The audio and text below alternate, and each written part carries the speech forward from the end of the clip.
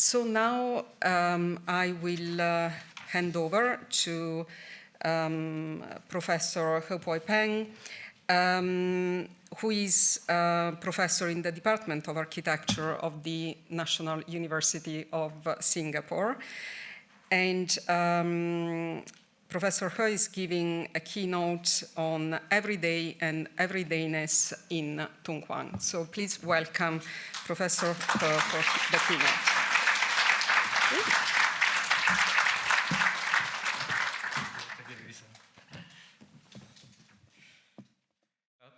And thank you, British Library and Luisa, for inviting me to come here to give this presentation on the everyday and everydayness in Dunhuang.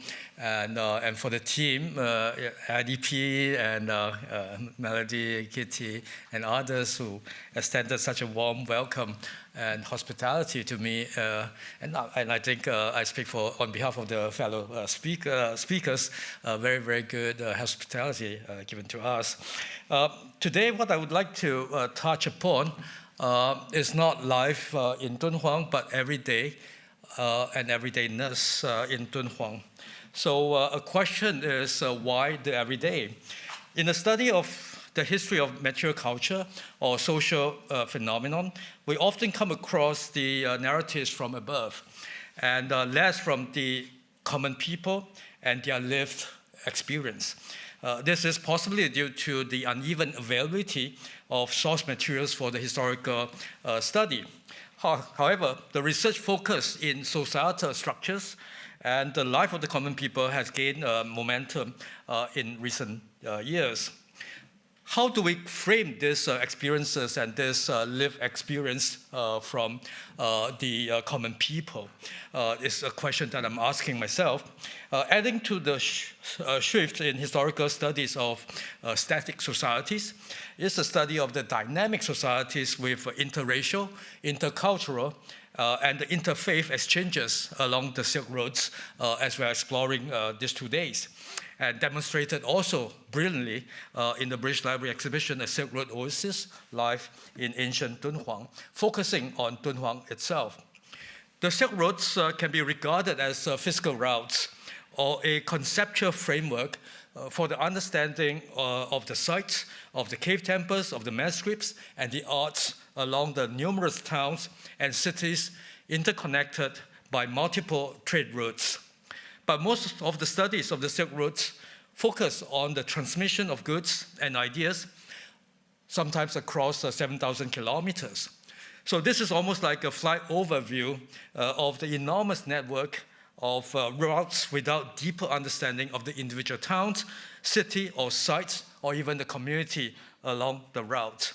And so in my study, I would love to use the manuscript house both in the British Library, in the Dunhuang Academy, as well as the Paleo collection in Paris, with the manuscript and object stores and uncovered at the Mogao Caves more than 100 years ago.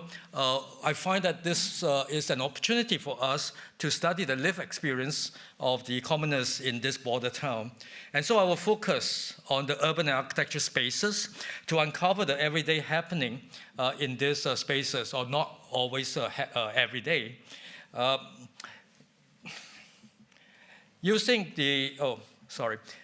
Using the frame of everyday as used by Henri Lefebvre, I will cite several manuscripts from the library caves that will show evidence of spatial routines and might shed light on the nature of the Dunhuang society between the 8th and the 10th centuries. I would also hope to distinguish the repetitive routines of the community taking place in urban, domestic, and monastic spaces from the overarching imagination of the Silk Roads, such as cosmopolitanism. The fragmentary, unintentional documents left at the margin of the voluminous Buddhist manuscripts have given us snippets of the lived experiences of the communities in Dunhuang that is hidden under the cosmopolitan surface to me. And it's also a case of contrasting the circularity of the daily and annual routines versus the linearity of the Silk Roads. Obviously, I use mostly the Chinese language manuscript because I can't read the Saudi or Uyghur. There's a limitation of exploring only the Han community to the neglect of other known communities that have been living in Dunhuang, particularly the Saudians. The other limitation is that most manuscripts cited in these presentations are Buddhist in orientation, and so there is a skewed perspective here. So the first question I asked was Dunhuang a cosmopolitan society? Obviously, that depends on how we define cosmopolitanism and how we really discuss the idea of interchange of practices, habits, religions, and goods within the Dunhuang society as if coming from the accepted norm or the mindset or the aspirations of the people living in Dunhuang. So I've structured my presentation into three spaces. First, the urban space. We had a very good presentation yesterday from Alexis on the geography of Dunhuang in the time of the Tang to the 10th, 11th century. And this is a rough map of Dunhuang with the major elements, the Great Wall, the Tang River, and the city itself, and Chonghua-xiang, which is the enclave of the Saudians, as well as the Mogao caves. And in one topography's work in the Paleo collection, topographies of Shazhou, it also states how the town itself was built, and that was also given by Alexis. This is another text that Alexis mentioned, but this is more extensive, probably dated to the 8th century. It's about the military command in Shazhou or Dunhuang, and it has right in the middle, 一所殿, one main hall located in the nucleus city, meaning the Zicheng. So that hall itself is close to the south gate. And this particular hall probably was used for the government or the governor's residence or official sort of position. And together, there are three other halls located in the nucleus cities, two of them and one just outside. And it has a very clear indication of these three particular halls, what they are, how they were built, and what they were used for. And one of them has a back garden used as a Confucius academy, and located the Jianan Hall, located to the northeast of the nuclear city, which is called the Luocheng, or the outer city. So it gives us the idea that the city itself in those days, especially probably in the 8th century on to the 10th century, to look like a combination of two cities, the inner and the outer city. But the inner city, the Zicheng or the nuclear city, would have buildings such as this with many halls for administrative purposes.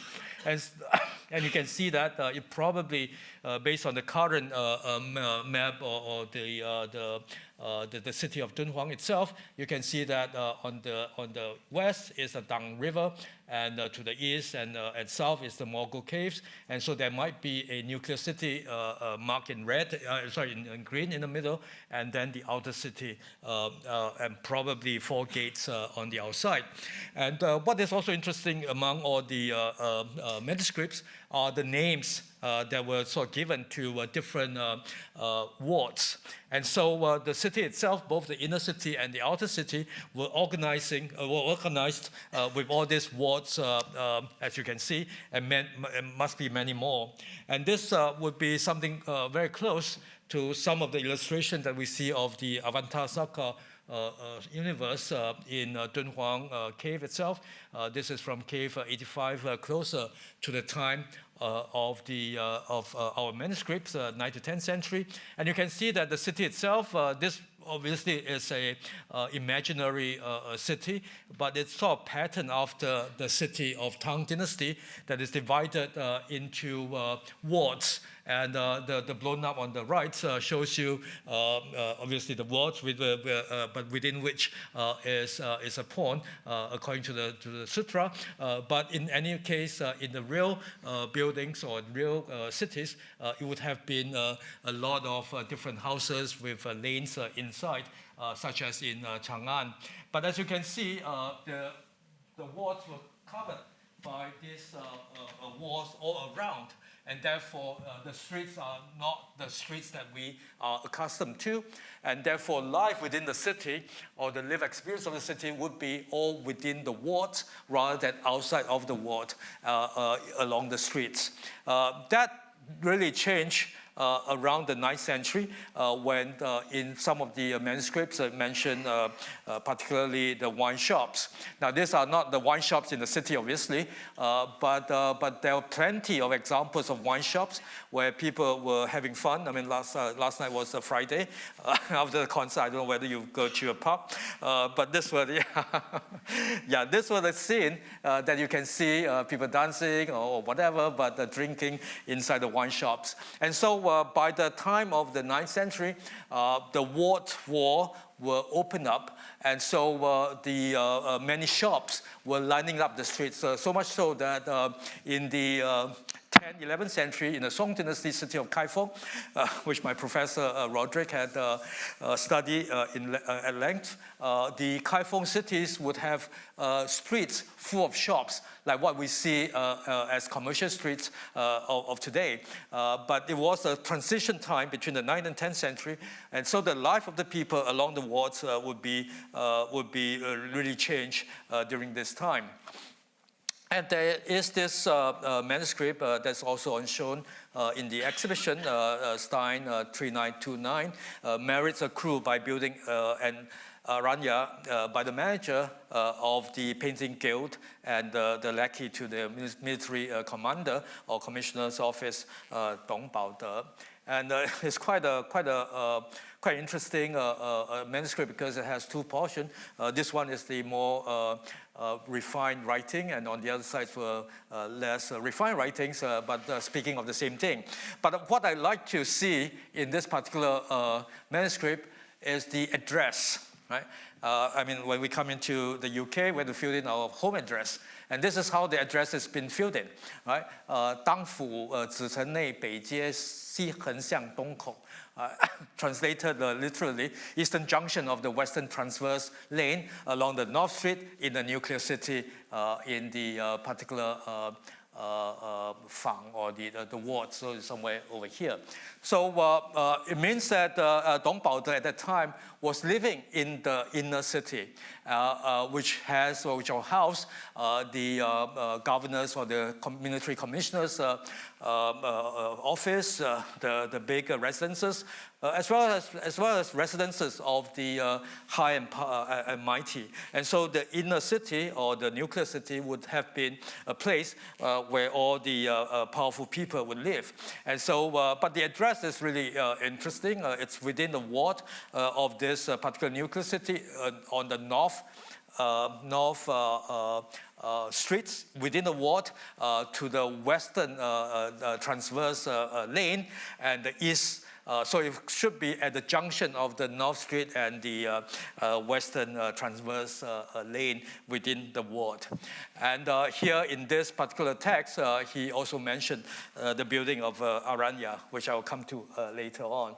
The other text that I saw in Paleo 2854 is a sincere praise to all goods, 诚一切善颂. And it's I used the DeepSeek to translate part of it. I'm sorry about that. But I thought it's quite wonderful to try it out, especially the Chinese text. That is so roughly accurate. So I have to make some changes, but roughly accurate. And it's about the time of spring.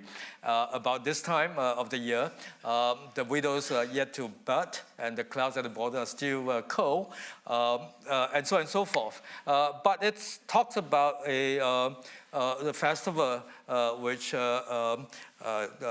yesterday was mentioned by Yuna about the festival of in the early spring of the first month of the year of processing in the city itself. And so it has the drums and the bells, and it has reed pipes, music, the phoenix dancers, all the officials gather together, the common folks arrive, and it's like the images of the Buddha were sort of paraded and processed through the streets, and it is another manuscript in Stein 2146, processing from the four city gates, circumambulating the double city walls, meaning that the outer wall, and going into the city itself, and really a lot of wonderful description of the procession of the images of the Buddha. And there are quite a number of such texts remaining in the library caves, maybe signifying the openness of the city itself.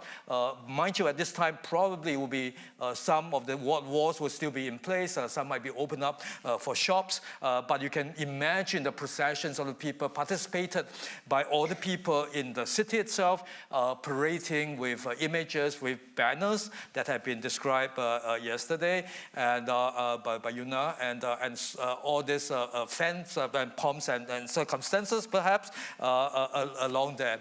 And many such manuscripts have been found, especially with the banners. And one of them actually described the banner as silver banner that was discussed by Yuna yesterday. And so certain monasteries, Jingtu Si, for example, is recorded to have more than 400 banners, and out of which about 80-something were painted in silver. And so you have all such discussion, and the fragrance, as you can see, held up in this 10th century cave 9 of a boy, and then the moving pavilions in cave 25 in Yuling of the 9th century, as well as the banners found in the British Museum. So all this come together to form the spectacle of the parades and the procession in the city of Dunhuang. And such, the space of the city from the very, very close-off kind of streets with all the wards, except for the ward gate, all the wards closing off the streets, becomes very, very animated during these processions in the first month of the year. But how about the domestic space?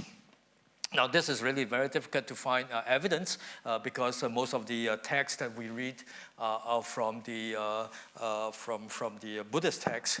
But there's a few that had very clear descriptions of the sizes of the house or the rooms and so on. So this is a Stein 4707, undated, and it says in the house of Ma Fa Lu or Fa Lu, there's a reception together with a base platform measuring 1 zang 9 ci and 9 chun in the east-west direction, and 1 zang 2 ci and 7 chun in the north-south directions, and so on and so forth. But the important to note is that in this house, there are the main hall itself, the eastern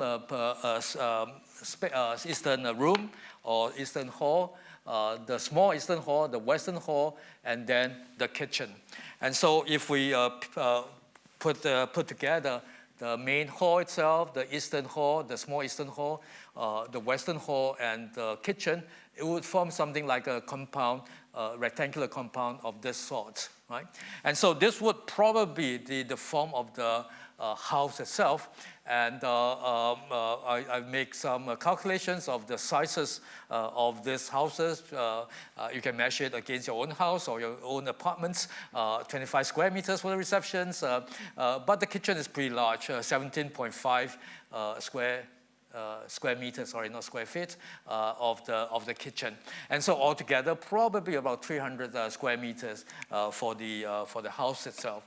And so it is really interesting to see how the house is formed. Now, even though there's no clear account of how people live in there, but you can imagine from this domestic space how enclosed they might be.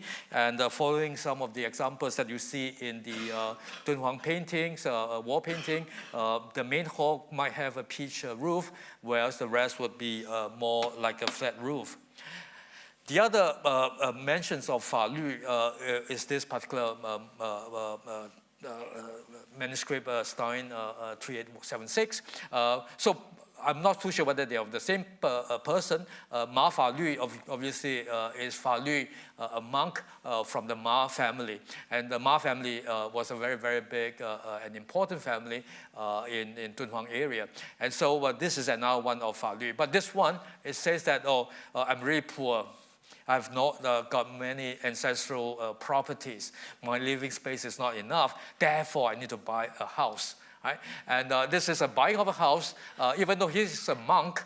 He was a monk, and he just said that, yeah, I'm poor, so I need to buy this house. But this house is located in this particular ward, Lu Feng Fang, inside the lane, and it's inside the courtyard of Zhang Yuzi, and the house belongs to Zhang Qinglu. So I'm not too sure the relationship between the two Zhangs, probably from the same family, and so it may be one corner of the house with two buildings that was sold to this particular monk. But there's no dimension, there's nothing to talk about in terms of the prices even. I mean, they also say that, yes, we have already paid the cost of the house, and so on. This one is a bit more complicated. This one is a Dunhuang document, the sale of the house of Zhou Da to Shen Duhe. It's in the Dingnanfang, and that probably is in the outer ward. It says on the east wall of this Dingnanfang, so maybe it's the ward itself on the eastern side of the wall, so the property abuts the ward wall. And again, it has all this dimension, but it's probably slightly smaller. It has also kind of location about where the house is, from the east, the west, the north, and to the south. And so you know that the south was a street, and therefore it's a quite a kind of small building. And so Zheng Chou Da again has no money, and so selling this to Shen Duhe. But it also has a kind of price for the particular house itself, but it's mentioned per feet, right? So per foot, and about 22 dou and 5 wu shen, probably grain. And so it's the units of grains for per square foot cost, which is something that we do today. Right? How much is, I mean, especially in Hong Kong and maybe in London, how much per square foot of your property? Almost equivalent to 20 kilogram of grains for 1 square foot. Right? So you can see how much that is versus today's rates. And so it's a smaller unit, but the main hall, because of the orientation, probably facing west. Because of that orientation, or it could also face east. But this is one indication of the 2 rooms at the back, and then the hall, and then the kitchen in the front. And therefore, it's quite a big sort of compound with all these different buildings inside. This particular Paleo's manuscript 3744 is about a family of 3 siblings, probably. Zhang Yueguang is a monk. I mean, all the monks are quite rich. even though they say they were poor, right? So they are dividing the house up into three portions. That's quite complicated. So Zhang Yueguang, Zhang Rixing, and Zhang Hezhi, and you can see the names of the people writing up the deeds and so on. But what is interesting is that they said that they have a house in the city. There's also a house in the countryside, and so they can be poor, right? And so the house in the city, how they divide from east to west and so on, and the house on the countryside again from east to west. And there is a painting in Cave 98 from the 10th century showing a house with a more like a kind of agriculture compound where you can sort of rid up the weeds and with some of the horses on the side, but bounded by this pounded earth wall. And so it could be quite similar to that. And also some that really is very simple gates and so on. Now I think I'm running out of time very soon.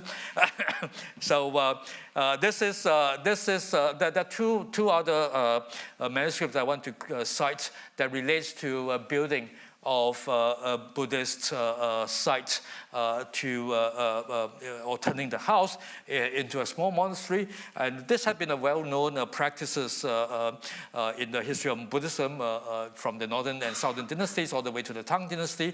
And but in the less well-off sector, they might take a section of their compound and building a small shrine or a small Buddhist hall in it. But this particular one has been described with various paintings inside the hall, image of Shakyamuni on the west wall, image of Sintamani Chakra on the south wall, Amughashpasa on the north wall, and Manjushri and Samantabhadra Bodhisattva, and Vaisajaguru Buddha on the east wall, and then two pairs of protectors and Vajrapani on the outside door. And so even in a very small hall, it's very, very well decorated. Right? And our dear friend Dong Baode also built a very beautiful hall in a very, very wonderful site with the 4 corridors surrounding the center of the temple, decorated with illustration and statues of various sublime Buddhas, and 4 chains connect to the 4 corners of the eaves and so on, also quite well described. So finally, the monastic spaces. And there have been found many manuscripts relating to accounting practices of the monastery. This is Paleo Chinese manuscript 2032 of draft records of various matters relating to the Jingtu Shi in the later Jing period. And in this sort of accountings, you see this particular one, the building of a bell tower in that particular monastery, and it has described it takes about 21 days, super speed to build a bell tower, and for the 21 days you have a lot of people involved, the craftsmen, the monks, the workmen, moving sand and carts to consume for the 3 time periods of the day, and accounting about 129 kilograms of flour and so on. And these are some of the images of the bell towers. I'm not sure whether Jingtu Shi would have such elaborate bell tower, 1 story or 2 stories. But more than just the bell tower in this particular account, it also has the building of gates, of the cloister wall, of the walking corridors, of the roof structure, of the building platforms, erecting of banner poles, banner making of leather blanket in the central cloister and so on. So many descriptions of the very various activities housed within this particular monastery and the cost of providing for the workmen in this monastery. Now this is a very well-known manuscript published very early 1930s from the Dunhuang collections, 0671. It's about the name and number of caves and niches for the distribution of burning lamps during Lapa. And again, Yuna very clearly showed that Lapa obviously is in the 12 months, celebrating the enlightenment of the Buddha. And this particular manuscript had been used very often to describe and to give names to different caves in Dunhuang itself. And more than than 700 lamps were given in this particular, on the 8th day of the 12 months in 948. And it has, what I'm interested in is not just the name of the caves, but in this last section, it has this warning, like all of you have to serve and pour the oil into the lamps diligently. You should not neglect or expose to impurities. If there are lamps that are not lit or are exposed to impurities, the responsible member will be fined 1 boat of clothes to be used for the workshop, and those who fail the task will be punished with 15 strokes of the rod, right? We heard yesterday about the slave, and this one is not the slave, right? This is punishment for those who did not light up the lamp properly, right? And this one is also inside the exhibition, the Stein manuscript 527, Activities of Women's Associations on the 3rd day of the 1st month in the 6th year of Xian De. But obviously it's a wonderful agreement of deeds of coming together in an association. But one of the major activities that is written here is to break off the stupa and impress on sand tuo ta.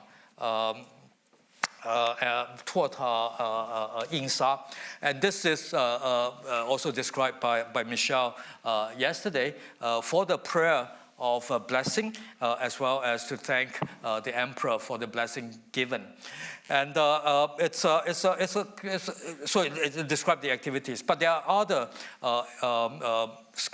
the manuscript that talks about how this can be done.